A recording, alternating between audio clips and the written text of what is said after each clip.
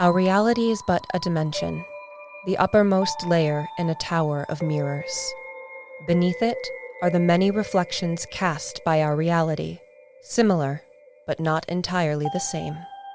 A staggering number of worlds, lands beneath a dark sun, a world of 3 moons forsaken by the gods, realms long forgotten, and countless thousands more.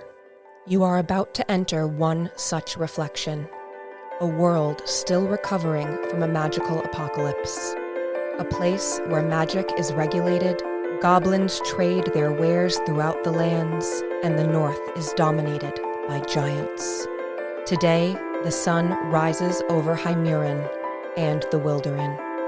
This is An Acorn's Journey, a DMD story. And now, Chapter 6 of An Acorn's Journey, a DMD story. On the outskirts of town, you now have your ponies and your horses. You are ready to depart the Varanasi town. Somebody give me a boost. Is there anything you want to do prior to leaving? Perhaps a little provisioning? I think we do need a little bit of provisioning. Now that I'm up here, I'll just stay here and watch the horses. I assume we're by stables or something like that, so... No, you are on the outskirts of town. Okay. I mean, do we need to provision? We can manage We can make it. without, or is there something someone needs? Iring is an accomplished hunter This is true. when he actually hits something with his bow. We should buy arrows. You should buy arrows. Yeah, I don't need arrows. I have some darts you could have. I need Fine, arrows. let's get some more arrows real quick. Ask the person who has the steeds if there's anywhere close by where we can get maybe a few provisions, predominantly maybe some more arrows for hunting. On the first tier of town, Perfect. And it'll give us a chance to get used to the steeds. So ride them back into town. Wouldn't want to inconvenience this poor individual standing here for hours just holding our horses. So we'll ride them back into town and it'll give us a chance to acclimate to the horses and vice versa. so a short ride back into town. First tier is only a few steps up. It's easy to find the Boyer and Fletcher because there was a sign outside with a bow and an arrow on it. Convenient sign. I would like to buy some longbow arrows and maybe some hunting arrows. And maybe another string or two. Yes, more strings.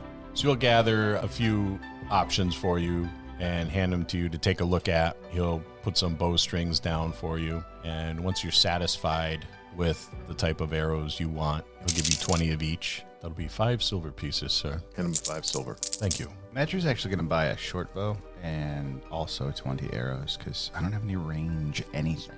That'll be 1 gold. You are. Thank you very much. I hand you the bow. It's fine craftsmanship. There's no denying that. It's a far better bow than you could possibly find anywhere, particularly in the middle of the forest. Is there an apothecary or anything around here? I need to find a healer's kit. Yes. 2 catwalks down. Take a right, then an immediate left. Come on, Dash. We're going to take a walk. First door on your right. Give me a lift down then. Grab his hand and help him slide down. You didn't ride the horse up onto the... I'm staying on the horse till somebody gives me a hand. Man, it's a So long you- drop. You will have to shout down to Dash. You're who's jumping sitting off on the buildings house. to glide and you're worried about going down 3 feet off a Hey. pony. The buildings don't move in the middle of the jump. So I will guide him off the horse. So you walk down the Yep. stairs, help him down from the horse, Yes. and back up the stairs you go. They're still inspecting bows and the whatnot there. So you follow the directions. The apothecary is... The buildings are all very similar in construction, which makes it difficult to navigate, but you eventually find the apothecary. There's a tile outside that identifies it, or you assume that's what it is. It's got a potion bottle with wisps of smoke coming from it and something written in Varanasi. Walk in and wait to be greeted. A tall, middle-aged Varanasi woman standing behind the counter. She walks out and greets you, opens her arms wide. What is it you seek? Healer's kits. Healer's kits. Well, I have a wide selection of healer's kits. Let's see what you have. She'll take a few out, open them up. I'll look through them to see what's the difference between them. Price, for one. The contents. There's the top-end healer's kit has a wider selection of local herbs and some tinctures, as well as bandages, and the quantity is more. How much is this one? This you may have for 25 silver pieces. How many would you like? I have more than just one. Are you going on a long journey? I'm going on a journey. Is it a dangerous journey? Any journey's dangerous. How dangerous is your journey? I'll take 2. Take 2. And where is it you're going? I'm not sure. I'm following my East. friends. East, I guess. East. East. So you're going east. Will you be passing through the swamp, or will you be passing through the forest proper? Dash? Both, I think. I know we're stopping by the pond. The pond. Ah, the pond. But you will be passing through the forest as well as the swamp. I believe Sure. so. I'm not too Oh. familiar with these lands. Well, you must make a decision because that depends on what I can provide you. If you're passing through the swamp, relief from a snake bite or some of the other stinging insects or the giant leeches may be necessary. But if you're traveling through the forest, then a standard healing kit would be just what you need. How about 2 each? They can always sit on the horses. I'm going to whisper, do you have the money to pay for all this? I don't buy stuff. Yes, I got the money. I'll make sure you get the bill. Is there any foraging that you may need us to do in the swamp while we're going through? Sooner or later, we'll come back this way.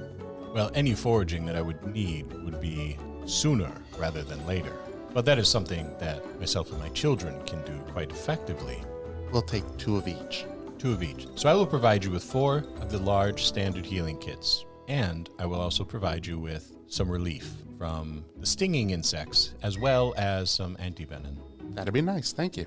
That'll be 1 gold piece, 25 silver. Start searching around his body. I forgot where I put the damn... Oh, there we go. Hands over a gold piece. Blows on it. Gets the dust off of it. 25 silver. 25 silver. Oh. Hands over another gold piece. This one's a little more stinky. Thank you. Shall I bring back change? Oh, keep the change. I'm just staring at Dash. How very generous. It's not like I will can provide really you use with it a much. large bag in which to carry this at no extra cost, of course. The swamp is full of so many dangers, and there is also sickness that has taken many of the towns. Perhaps I can interest you in some serums in the event one of your group goes ill.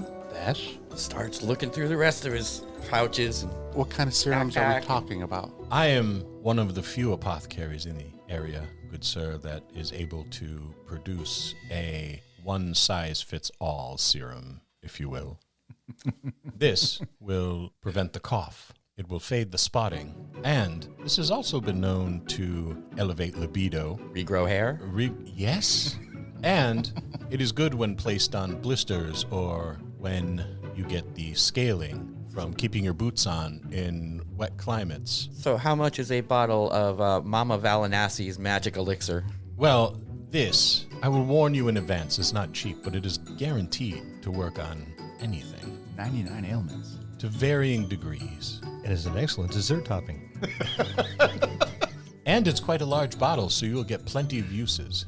And again, I look over at Dash. Expensive does not tell me how much it is. Well, it is 2 gold piece, 50 silver, but well worth it. And that is the friends and family discount. Well, for an F and F, I guess we can't turn it down. I am able to, though I probably shouldn't, but I am able to provide you with this at that low cost. Because, well, I rather like the 2 of you. Okay. Normally I would charge far more, but there's something about you. A fairy and a grunt. It'll take me a little bit. I start searching through things and I just start tossing, every time I find a gold piece, I'll toss it up on the table. Why, thank you.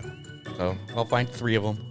Oh, 3. How generous of you, good sir. How generous. You wouldn't happen to be able to throw in like a couple of oils or something like that, just, What sort of oils are you interested in? flammable. Flammable oils. Why, yes, I have flammable oils. How much flammable oil would you like? Far better than half a gold torches. Half a gold worth of oil. Well, I'm afraid that won't get you much oil, but a full gold will get you a nice-sized vial of oil in a beautifully blown bottle. Take off my shoe, take off my sock, shake the shock.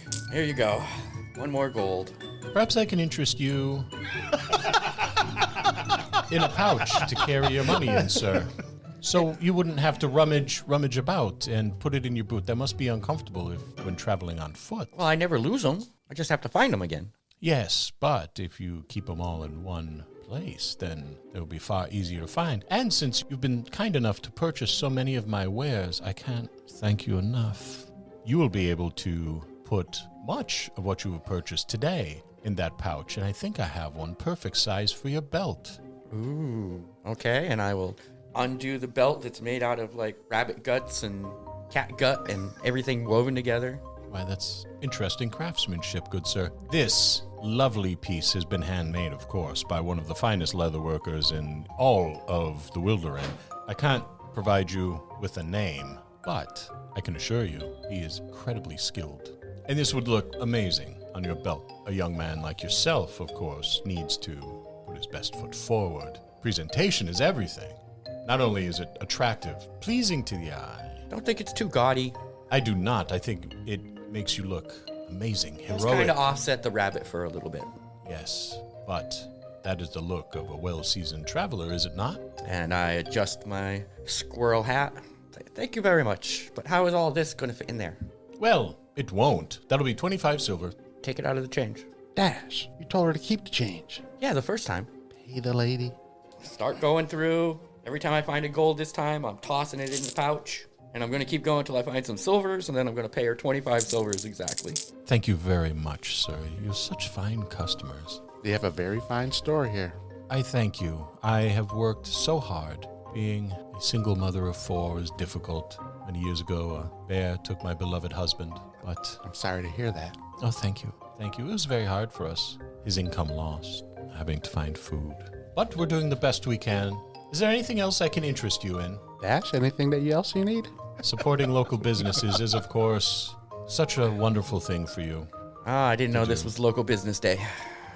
Do you require any other provisions from here? Why, yes, he does. If you're going to the swamp, gentlemen, well, perhaps it won't affect you poorly, Sir Grung, but the swamp can be quite damp. It can rain, be humid, a well-oiled cloak. Oh, no, that's way too ostentatious for me.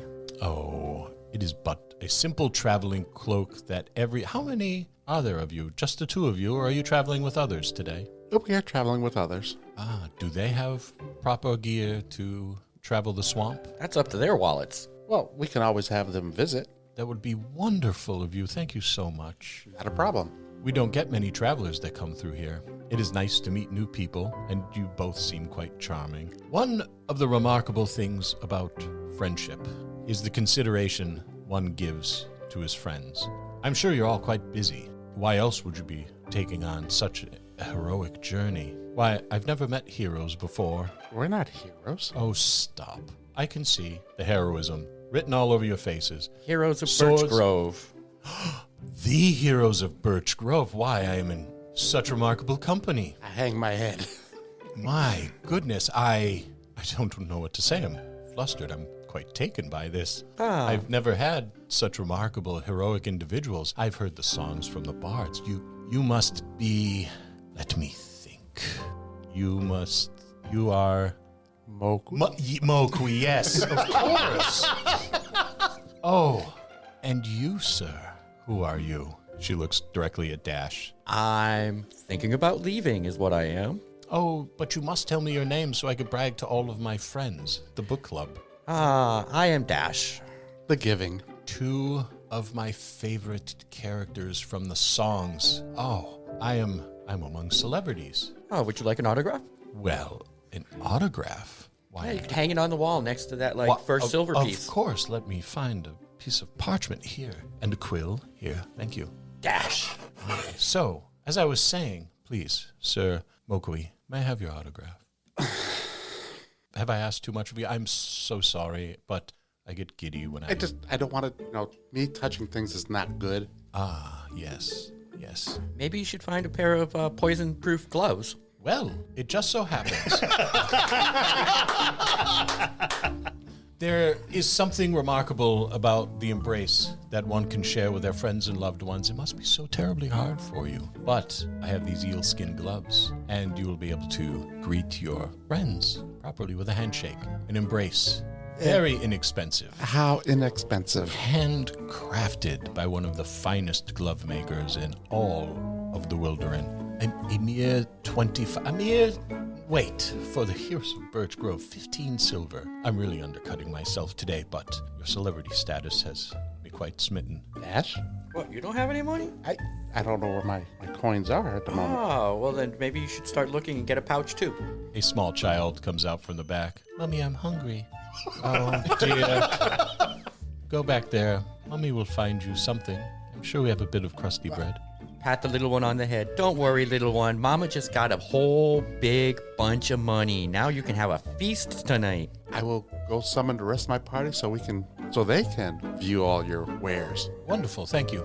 And I will head on out. Oh, wait, before you go, you forgot your gloves. I don't have the money at the moment. Oh, a hero of your stature I know. hasn't got the money? No. Tragedy. She looks at Dash. I look at Dash too.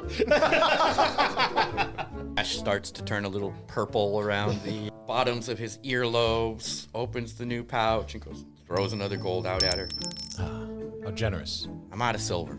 I don't mind. She takes the gold, hands the gloves to Mokwi. I'll take the gloves. Safe journeys to you. Thank you. Gotta get back, Dash. We got a lot of things to bring back. Do we have provisions for the steeds? Yes. How many days worth? From your estimation, it's probably about 4 or 5 days, Okay. if they don't graze. Someplace I can buy rations. Also, a tent. Preferably a tent large enough to fit the party. So just for clarity's sake, there was 4 standard healer kits and then 2 for the swamp. There were 4. They're not standard healing kits. Okay. Each healing kit has enough for 2 standard healing kits. So you have 4 of those. So it'd be like 8. And then you have that large bottle of cure-all. Some anti-itch, some anti-venom. Anti-money. How often do you think we use money in Birch Grove? Some shoddily made eel gloves. Wait. Yep. They allow you in Birch Grove? That's why he can't use any of his money. Luckily for them, I don't want to go there that often. I'm quite happy in my tree with my garden, looking for more like burrows. Mushroom eaters just start smelling after a while.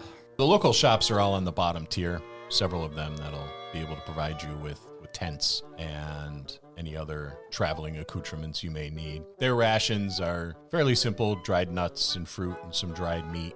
What's the biggest size tent they have? They have a 2-man tent, and that is large enough to accommodate 2 full-grown adult Valinasi, who are larger than humans. So you could easily put yourself and Madry in it, and the other one could comfortably fit Dash, Mokwi, and perhaps Longwei. Yeah, don't count me into making up square footage, because I don't cover that many. I'll buy 2-man tents, and also looking for boots. I'm not sure if Mokwi, Madry, and Longwei care about boots, but myself, Dash, and I don't know if the child will tolerate boots. It's been unshod since it came out of the Acorn. But boots that are specifically for walking through a swamp.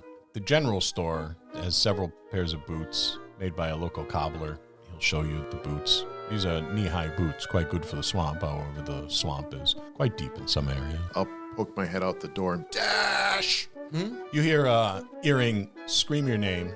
People are starting to look out of their businesses. People are stopping as they're walking the catwalks. Looking around, and I'll see his face sticking out the door, and I'll trot over. He and Mokwi are toting a massive sack over their shoulder. Please tell me you didn't buy the snake oil. I didn't buy any snake oil. And Mama I look at Dash. Mama Valinesi's magic elixir. Guaranteed to cure everything. Snake oil. Hey, as long as there's enough alcohol in it, I don't care. There's not alcohol in it. Well, then it's not a cure-all. So he's got his boots lined up there. They're well-oiled, waterproofed. Check out what size you need for these.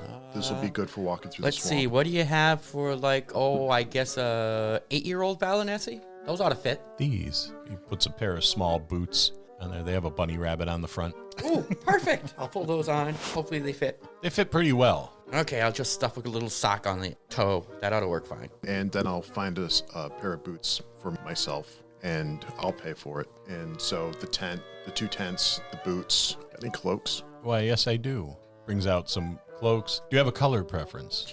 I'm more concerned about rain. These are remarkable cloaks. The rain will bead up and roll off them. You will essentially be a duck. You should get yourself a shell. I'll take a cloak for myself. Dash, do you want a cloak? Nah, why start now? Can you find out if anybody else needs a cloak? I doubt if he has anything shell-sized. I don't think Madry's going to want a cloak. But Everybody else seems to be happy in water. Can you check with Mokwi and Mokwi is Longwei? there. Yeah, I walked up with him. Do you want a cloak? No, thank you. Can one of you check with Longwei to see if he wants a cloak? Sure. I will go check with him and I'll get all this hitched up to the horse. I'm going to offer a cloak to the child, see if they have any interest in it. It holds the cloak and looks at you. I take a cloak my size, I put it on, I put the hood up, and I show it. It'll put the cloak on and put the hood up. So I'll cloak for the child, cloak for me, and waiting to hear if Longwei wants a cloak. Gonna go meet up with Longwei and ask him, do you need a cloak? Iring is looking into cloaks. Why? I don't know, I didn't ask. He just asked me to ask you, so I'm asking. No, I don't need a cloak. Okay. Could we get a move on? We've been here for some time now. We should be traveling. All we need is a healer's kit. Why is this taking so long? I'll be right back. Thank you. Can you believe how long they're taking to get a healer's kit? So I'll make my way back to down there. where Iring's at, and Longwei needs no cloak, he says. Okay, so I'll pay for the cloaks for myself, the child, the boots for myself and Dash, and the two-person tents. That'll be 60 silver, please, good sir. Hand over 6 gold.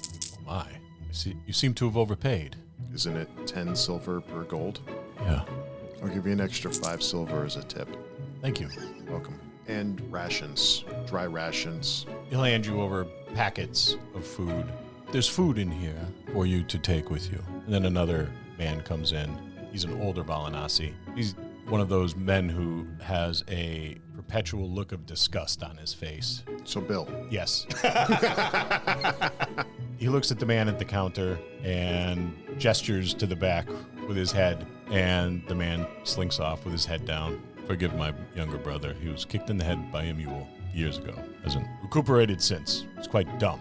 These rations will hold you for a great deal of time. There's dried meat, there's nuts, dried fruit in there, and we have some thin, crusty bread. Excellent. It won't go moldy. And some cheese. The cheese has a nice layer of mold on it. Just scrape it off and it will last quite a long time. A small amount of honey is there as well to make it more palatable, change the flavor a bit. These I could give to you for 2 silver pieces. How many do you need? I will take 4 gold worth. Ah, very good. Goes back, fills a bag, brings it out to you. Hand him 5 gold. Thank you. And I make my way back to the group. As you exit the building, you can hear the man with a perpetual look of disgust on his face yelling at the other man in the back. You rejoin the rest of the group. We interrupt this podcast of an Acorn journey to talk about our sponsor. Are you a veteran DM with more campaign ideas than prep time? Yeah, of course you are. Aren't we all? Does your party have a habit of going to the person or place that you would least expect? If they're like my group, they sure do. What if I were to tell you that I could put a team of professional writers alongside you at your desk to cut down on your campaign prep? What if I were to tell you that you could bring them along with you at your game sessions for when those pesky players go off the rails? Sounds pretty good, huh? With Describe, we could do just that. These narratives vividly describe monsters, places, spells, people, you name it. It's there.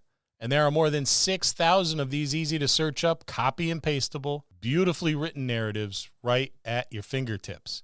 I've been running games for the better part of 40 years, and I must admit, I've gotten a bit lazy. I just don't have the time I used to. And I've been using terrain, which is minimizing my need for descriptive narratives. Stuff is right out there in front of you. Why describe it? When I was prepping for an Acorn's journey, a DMD story, I used Describe quite a bit. When you listen, you can hear it. One of the things I like the most about Describe is that if the narrative doesn't fit perfectly with your encounter, it's easy to modify while still sounding really good. I did that an awful lot. I think this makes the more than 6,000 narratives that they have available for you even more valuable. It almost doubles what you have at your fingertips. You should give it a shot. Describe has graciously provided us with a discount for our listeners. Head on over to describe.com/DMD. That's DSCRYB.com/DMD. Use the code DMD at checkout to try Describe for 2 weeks free. Links will be in the show notes. And now, back to an Acorn's journey, a DMD story. By this time, I have found somewhere to lean against, pulled my hat down over my eyes, and I'm taking a nap because it's taking them so damn long to get a healer's kit and apparently a cloak. Madry's deep in a kata. Just There's a crowd of people watching. Madry doesn't even notice. You all return. I load one of the tents onto my horse. I load the other tent onto Madry's horse. Separate out rations for everyone. And I take the 2 cloaks on my horse. Dash has his boots. I have my boots. As you mount your horses, begin to leave town, you take one last look behind you. On the upper tier, you see Savine, who holds up one hand and makes the Valinasi gesture for a safe journey's blessing. I'll do the best I can to repeat it with my claws. And she turns and disappears down one of the catwalks. You got quite a late start, even though you got an early start, but you actually left much later than anticipated. It is late morning, early afternoon when you finally leave town and begin your eastward journey. Someone mentioned they were going to a pond. Is that your destination? Well, supposedly we were passing by the pond on our way if we head east. I want to see how the child reacts to a body of water. Late afternoon, the forest opens up. You begin to see reeds. You begin to smell water. Soon you're upon the pond. It is a pond of massive proportions. It is more like a small lake than a pond, but the wilderness is known for being large in every way, shape, and form. Large trees, large brooks, large ponds, large animals. Where's the child on your horse? In front of you or behind you? I'd probably have the child in front of me while we're in a safe space. When we're somewhere dangerous, I'll have them behind me. As you approach the pond and start traveling across its shores, the child's head turns and really holds its focus on the pond. I'll dismount and help the child off the horse. The child walks towards the water. It casts off its cloak and begins to walk into the water, up to about its knees. I'll grab the cloak, pick it up out of the water, and put it over the horse. And it just stands there, looking out over the pond. Do we have time for a bath? I want to see how it reacts to the water. Please don't drown it. I don't plan on it. Acorn, be careful. I'm going to stand next to the child. I'm going to cup my hands together and drink the water. It watches you drink the water for a while and then starts looking out across the pond at the trees, the water, the reeds. I point in the direction it's looking. Oma. It points to the east, and all of you except for Dash hear in your heads, Oma. Which is in opposite direction in which it's looking. Yeah. All right, come on, we have to go. It looks at you for a moment and then continues to remain stationary in the pond. How big is the child at this point? Child is just over 3 feet tall by your estimate. I'm going to scoop up the child. How does it react when I scoop it up out of the water? It starts wriggling about like it's not ready to leave, trying to get out of your arms. Can we have a few minutes? Sure. I'll let the child down. We'll get there eventually. Child stands in the water again for about half an hour, 45 minutes, almost perfectly motionless. And then, without a warning, it turns around and begins to walk back towards the horse, stands by the horse, looks at everybody, including Dash, and you hear in your heads, except for Dash, Oma. Madry, I think you're right. This might be a living tree, and drinking water might be good, but its feet are its roots. This is going to be interesting to see what happens with this child tree. I wonder if it's an ent. Eventually, we're going to have to plant it. I help the child back up on the horse, and then I get back up on. I have the child behind me. Nothing changed about the child that we noticed. No noticeable changes. Not more green. No. It has become steadily greener in appearance, whereas it was a pale green. There was just, you could pick out little pieces of green in its flesh. It was a greenish hue, like it was washed in a gentle green color. Now it has become more of a vibrant green. Not a deep, like hunter green, but the green is far more noticeable than the pale was. Excellent. To grandmother's house we go? I mean, the old lady in the woods? Magya. Magya's house we go? I'm just sitting on my horse with my face palm, just shaking my head, How do you like my new boots? and I'm going to start moving forward. Soldier wants to soldier. By the end of the day, you find yourselves on the outskirts of the swamp. The trees begin to thin, it becomes darker, the water becomes more prevalent. The grass in the clearings changes to swamp grass and reeds. You begin sloshing through ankle-deep water, ankle-deep for the horses. Start looking for a high spot that we can make a camp. After a while of searching, you find something that is serviceable, certainly not ideal, but is serviceable. Fair enough. And start clearing the area out, moving the dead brush, and doing the best we can to find whatever dry stuff we can get on the edge of a swamp. It'd be not too bad. I'm sure there's a dead tree or two we can probably fell if necessary. There are plenty of those. Do we want to do two-man shifts for watch? I think we're still close enough for one-man watches would be well enough. As was before, I'll take second watch. I'll take first watch. Take third. Take first with you. So you set up camp, set up your tents. Cast good berries. Not that they need them. I'm going to help myself to some of my rations. I'm actually going to eat one of those berries. I've been passing them off, and it's like, it's a berry. It's edible. I'm actually going to try to give one to the child because we've seen him try to eat something and he came back up, but I want to see how this works. The berries are you've experienced good berries before. Everyone is a little bit different. These are rather large, veiny, yellow berries. There is an almost grotesque explosion in your mouth when you bite down on them. Like there's very thin skin, quite off-putting initially. There's an acidic flavor to them, and eventually a little sweetness creeps in. It is perhaps one of the more unpleasant meals that you've had. It's not. So it's exactly what I expected. Yeah, it's not Perfect. Medieval gushers. It's not satisfying like having mutton or venison. It certainly fills the void. It quenches your hunger and a little bit of your thirst. It moistened your mouth a bit, but it was almost like chewing on an aloe leaf. It wets the whistle. It gets spit out as soon as it pops. There you go, Mokwe. I ate one of your berries. I hope you're happy. Yeah, I hope it tasted good. You find them quite satisfying. Yes, I do. Anybody got a dirty sock? I need to get this taste out of my mouth. It tasted exactly like I expected it. I'm glad I was able to assist. Madry, don't eat those. They're freaking horrible.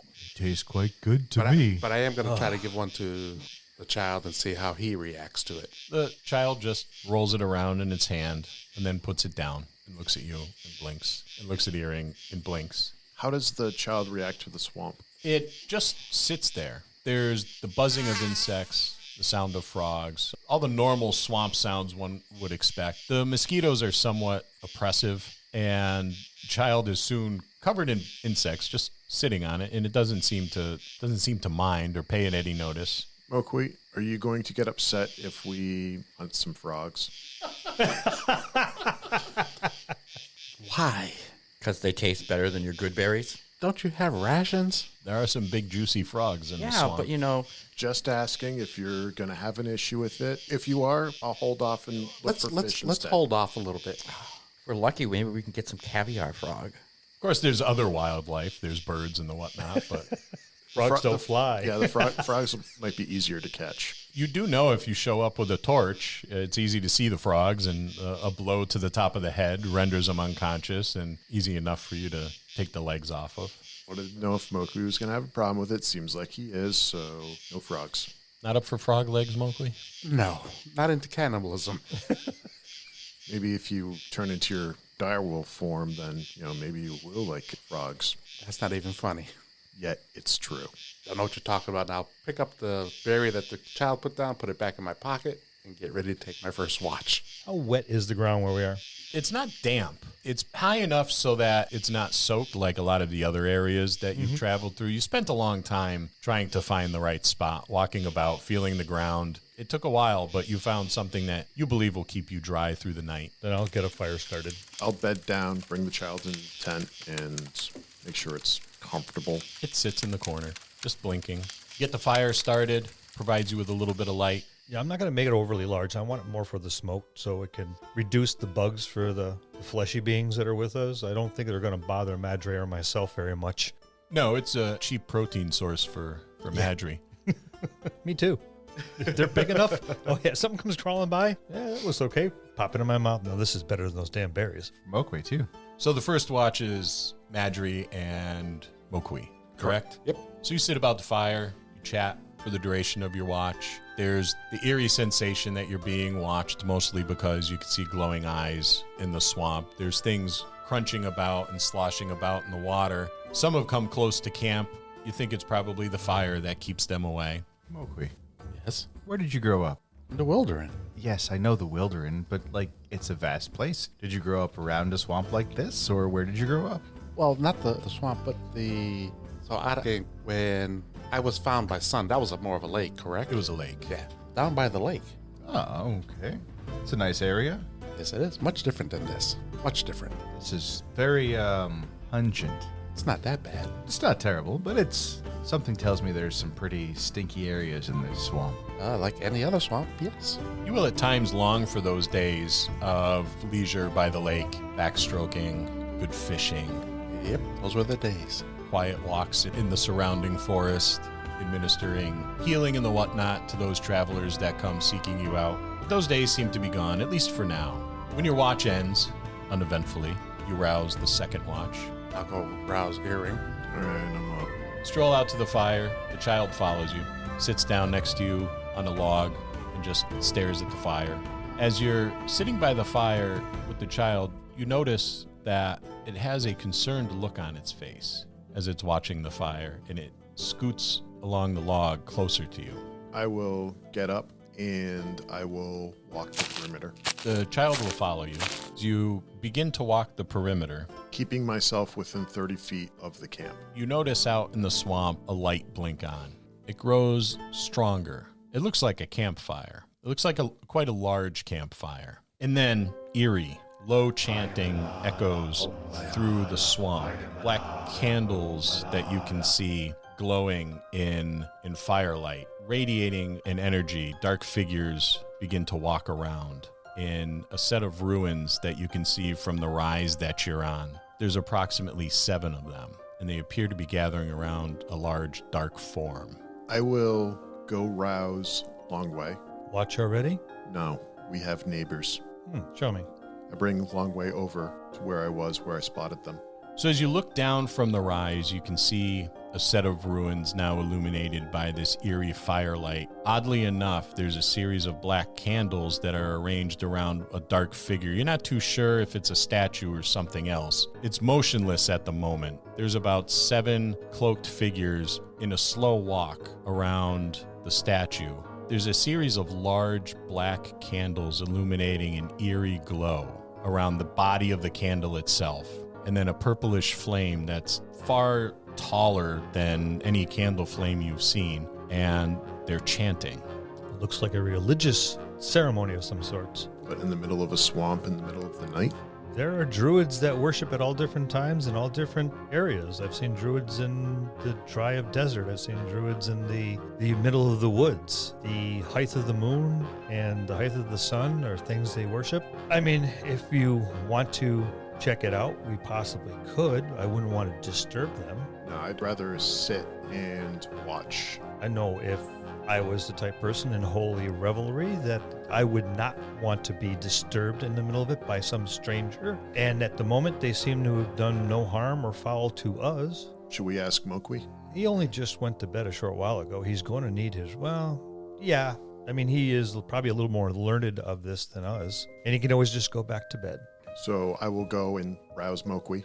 Morning time already? No, we have neighbors, and they may be doing some type of religious rite that might be druidic in nature. So just come down, check it out. Maybe you can give us more information. I'll go down to where you guys are hearing from, and can I discern anything?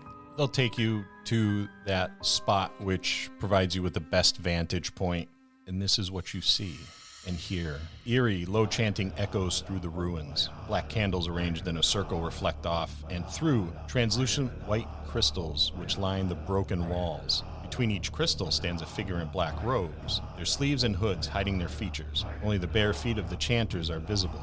Inside the circle is a 6-pointed star, and at the center is an altar of dark stone with a chalice and a sword laid on it. Atop the altar is also a statue of some demonic, almost draconic-looking being. At that moment, you feel an overwhelming wave of nausea. You begin to experience flashbacks to a merchant, his sadistic daughter that you were pet to. Dark rituals that happened in the various towns that they visited. The sadistic daughter shaking the jar that your infant self was in, tapping on the glass, dropping rocks in the jar around you, poking you with sharp sticks, and the chanting and the candles and the crystals. And that's where we'll end it for this week.